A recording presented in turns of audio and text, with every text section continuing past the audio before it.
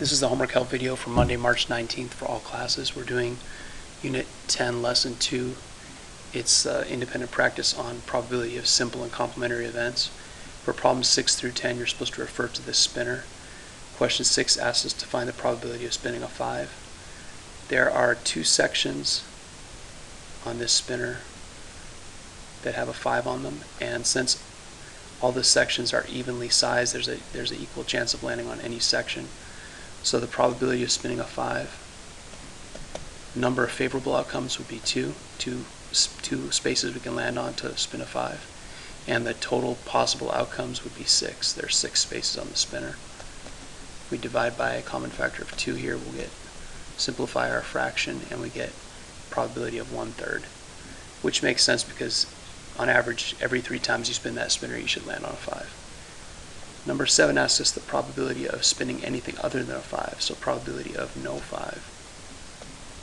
Well, we have 1, 2, 3, 4 spaces that are not 5, and 6 spaces total. Again, we'll divide by a common factor of 2 to simplify that fraction. We get 2/3. Now those two events in problems 6 and 7 are complementary events because one or the other of those two things will happen. We're either going to spin a 5 or we're not going to spin a 5, but we're certainly going to have one of those outcomes, so there's a 3/3, which equals 1 or 100% chance, 100% probability that one of those two things will occur. Okay, number 8 asks us to find the probability of spinning a multiple of 10. So you need to know that multiples of 10 are 10 times 1 equals 10, 10 times 2 equals 20, 10 times 3 equals 30, and then just look at the sections of the spinner that have multiples of 10 on them and calculate that probability. Problem number 9 asks us to find the probability of spinning the GCF, that stands for greatest common factor of 10 and 25. GCF is something you do primarily in 6th grade, so let's talk about this. I use something called the UT method for a problem like this.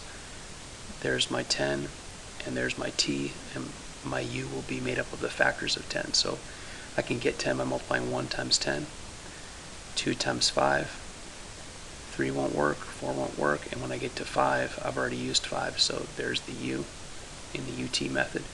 So our factors of 10 are 1, 2, 5, and 10.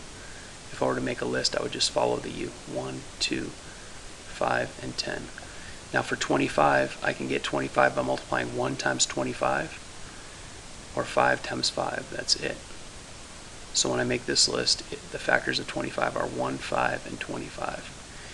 The only common factors are 1 and 5, but the greatest common factor is 5. So the GCF equals 5. And so the probability of spinning a 5, which is the same as question number 6.